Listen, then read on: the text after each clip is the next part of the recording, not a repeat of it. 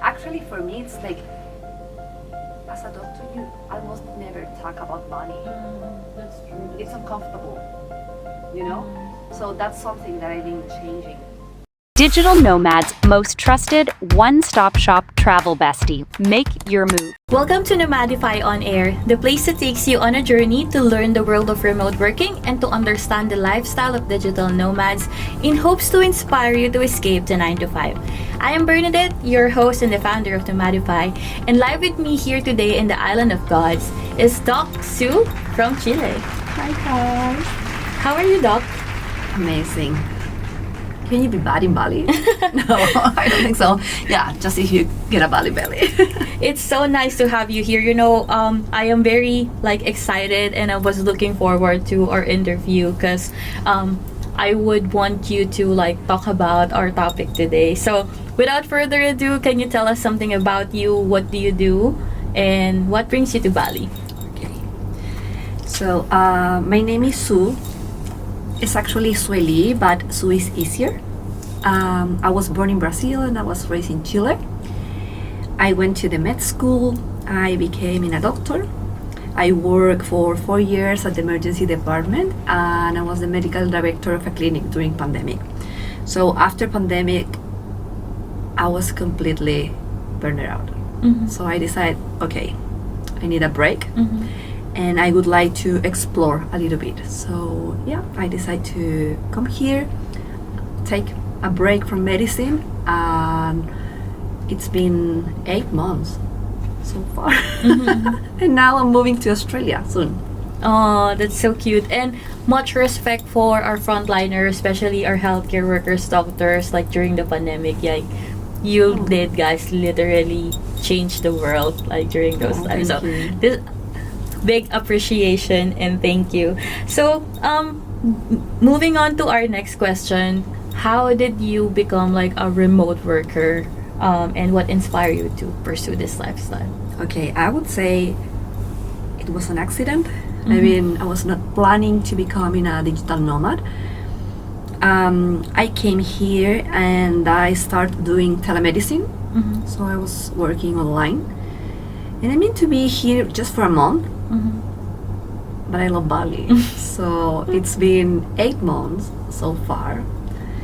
And yeah, that's how I became a digital nomad. You fell in love with the process and Bali as well. And I started this idea, so that's why I decided, okay, we'll stay longer.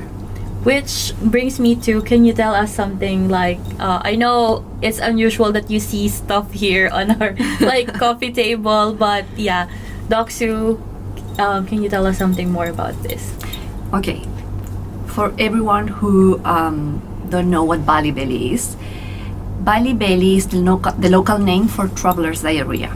Okay, traveler's diarrhea is a food poisoning that you usually get when you travel overseas, especially undeveloped countries, okay, because of the hygiene conditions.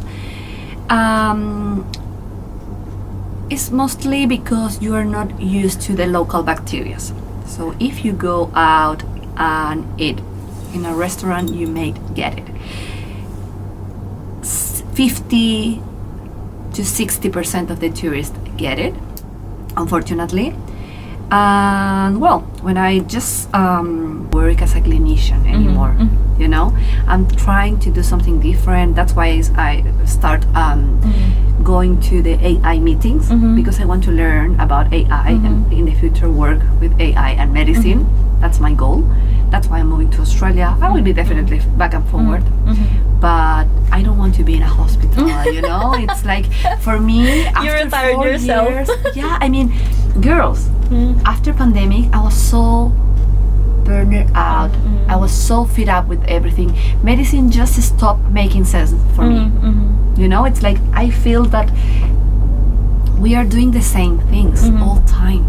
We are not innovating, we are not creating things. Actually, in medicine, you can't really do it, you know, because it may be it's not ethical. Sometimes we can't take risks with patients. So that's why I said, okay, No, this is, let's admit it, you don't have competitors yet in the market. Just IV drips. The fact that you're the first one who will enter the market with this, like, I mean, marketing perspective wise, this is really like, you can really like a game changer or something like that, and can be like spreadly widely known in. I mean, and this problem is in Cancun, in Mexico, Brazil, Thailand, every undeveloped country, they have the same problem. So I want to build this business model in order to be able to replicate it. Yeah. I mean, I could have not started this idea by myself. I mean, I could, but I was so scared. I had no idea about businesses, you know. So, and she has been teaching me a kind of some things. So we start this idea, and then we start giving some bags in some hostels and hotels. Well, hotels, because legally hotels, they can't provide medicines to their guests, so it's illegal. But hostels, they don't give a fuck, you know. It's like, that's true. So we realized that usually the guests at the hostels are backpackers. They can't afford this. 400,000 is too much for them. Really? We have been testing the idea. I mean, it's not they can't afford it. They don't want to buy. They prefer, literally, they are sick and they prefer to buy drinks, get drunk and go to sleep. Okay. So we have been With testing their this tummy idea rumbling. exactly for three months, and then we got the feedback from the managers, from the owners, and we said, okay, let's create a Bali Belly bag express, which is cheaper. It's only 100,000 and is the treatment for one day. A day that you are dying. So we started this idea 1 week ago, and Paula, she knows about businesses. She told me, okay, it's okay, because I was saying, but it's not worth it. It's too much work, and it's cheap. The profit is not too much. And she told me, it doesn't matter. Just let's make 50% profit, and if we can sell these bags there, we can make enough money to pay for our employees. That's true. Sometimes you need to spend a bit of money to make more money. Yeah, yeah. But really this was her idea, and she's like, her mindset is wow. So business minded. Definitely different than my mindset. You know, actually for me, it's like, as a doctor, you almost never talk about money. That's true. It's uncomfortable, you know. So that's something that I've been changing during these months.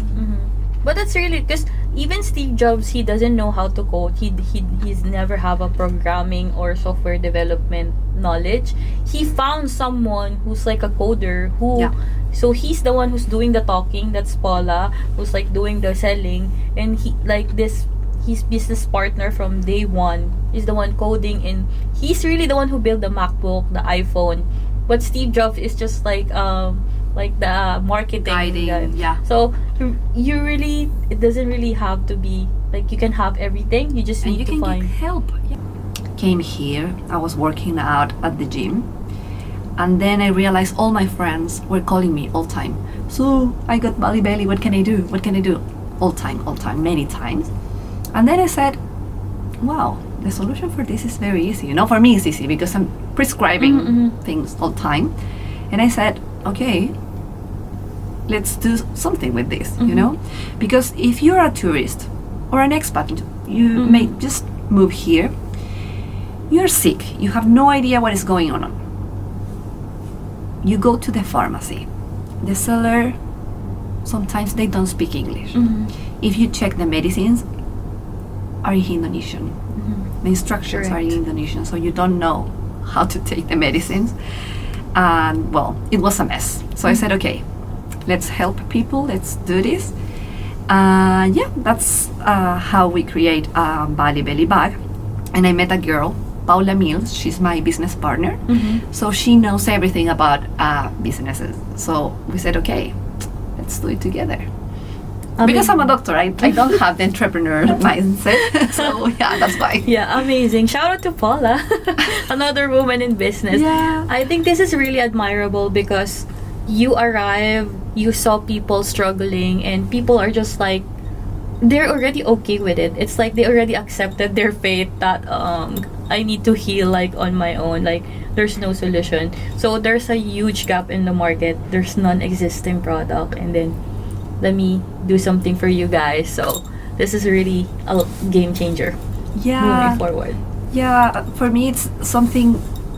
I'm a doctor, so yeah, for me it's very easy. But I know for tourists and my friends, they don't have the knowledge, so they literally freak out when they get sick. So it's like, 100%. And I know, like right now, people just like making memes or making fun of the Bali Belly, but it's very serious, especially if you're a solo traveler and you don't know anyone in the country, and like you said, there's a language barrier.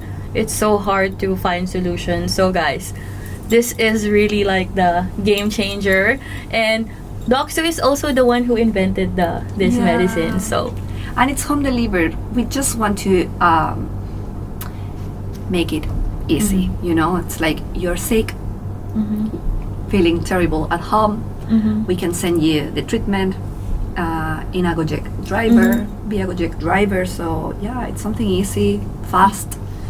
I really think it's a good solution. it is like, right, because I think most people are like under the impression that Bali Belly only occurs if you eat like on street foods or some warungs or like the local owned restaurants, but it's not the case. Like sometimes even in the restaurants, even though some even say that when you're brushing your teeth, don't like put the brush on the faucet because the water is not, but it's really not it. It's really Yeah, not. and sometimes it's just because you didn't wash properly your hands. That's true.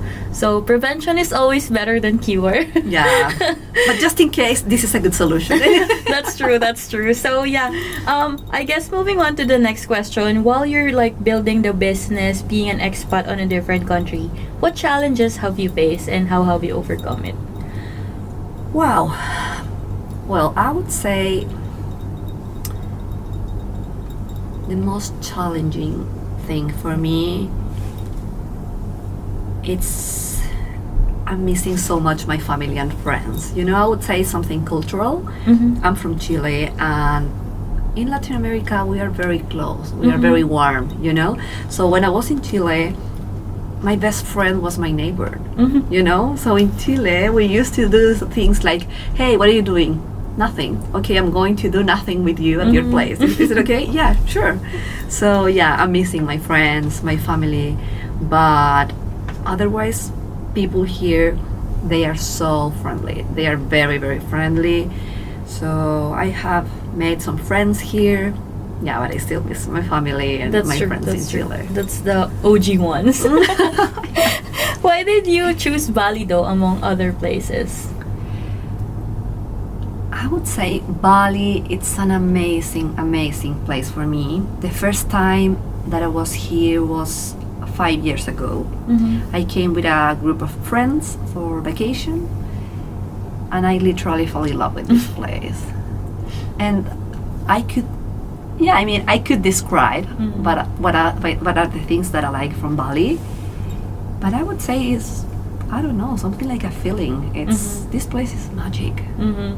You're not the Pure magic. You're not the first one who said that. Some of our guests are even saying, I didn't choose Bali, Bali chose me. Exactly. That's the feeling. Yeah. I agree. In relation to the challenge that you're missing your friends, how has remote working or working on a different country impacted your personal life in general? Wow. I would say this is one of the best thing that impact me since I arrived here, because as a doctor, our mindset is very special, you know. It's like when I was in Chile and when I was working, I was surrounded by doctors, nurses, and just people who they work in hospitals. So the conversations were always like the same, you know. The people were the same. I love them anyways, you know. But when I came here, I started meeting oh my god, the most incredible people. They are so different, and I was like, how is it possible? A completely different mindset, and that literally blew my mind. People from all backgrounds, colors, and Exactly. races. Yeah, you'll be immersed with different culture too. It's amazing. It's amazing, and they are very friendly. People who usually come here, they are very friendly. They want to talk to other people. They want to share. They want to build things with other people. So I would say this. That's why I call Silicon Valley this place, you know, because of the people that you meet here at the co-working spaces. They are genius.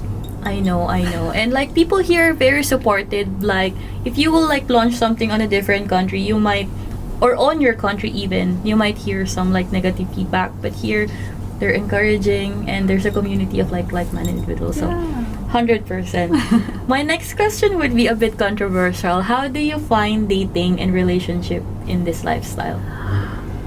Wow. Well, I've been struggling with dating.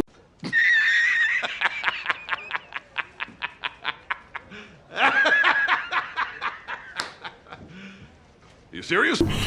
Because this place is full of tourists, and people who usually come here, they don't stay for so long, you know. So I would say it's very hard to find someone and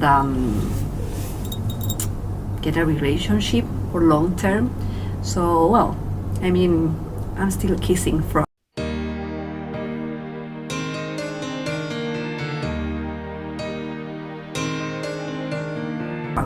Until Oh my find the God. prince. Dog is really a catch. Like, I mean, come on, guys, step up your game. Yeah. We have one catch here in the market. This is not like acceptable. I guess, but that's true because this is like people come and go, so every connection is just like superficial. Or For me, surface it's level. emotionally exhausting. That's true. So yeah, now I'm not dating anymore. I said, okay, I won't use dating apps. I will just meet people in person Organically. because you can do it here, you know. It's like if you go to a cafe for breakfast, definitely you can talk to the people who are around you. So yeah, it's easy. It's easy to meet people here. Yeah, that's a very like good advice. Like instead of like kissing frogs, let's just drive on the business, and you invented something. I'm sure there will be a lot of like men who would like really like run over you. So what advice would you like to give to aspiring digital nomads, expats, or startup founders who want to build their business in a different country? Wow. You will be full of fear at the beginning, and it's definitely normal. You know, it's like when you move to a different country, it's a new language, new culture, everything is new, so it's normal to be full of fear. But then when you do it, it's done. You're fearless, and then you can do whatever you want. So just keep going, and trying. And yeah, definitely won't be easy. This has not been easy at all. You will have to knock doors and again and talk to everybody and spread your idea, but that's the way, and you will have fun, definitely. Yeah, exactly. Like being a solopreneur or a startup founder, or you know whatever, you're wearing a lot of hats. So it's really like how you market your stuff. So I am congratulating you, Doc, for like coming this far, and I am very excited that I want everyone to like know that we now have a remedy to Bali Belly. Like, stop settling for less, stop settling for fake advices online, or like don't self-diagnose and like take it from someone who's really like in the industry and also has a license to give you the right remedy. I guess one final question would be, if you will give your old self an advice before you moved to Bali or before you became like a location independent worker or a digital nomad, what would it be?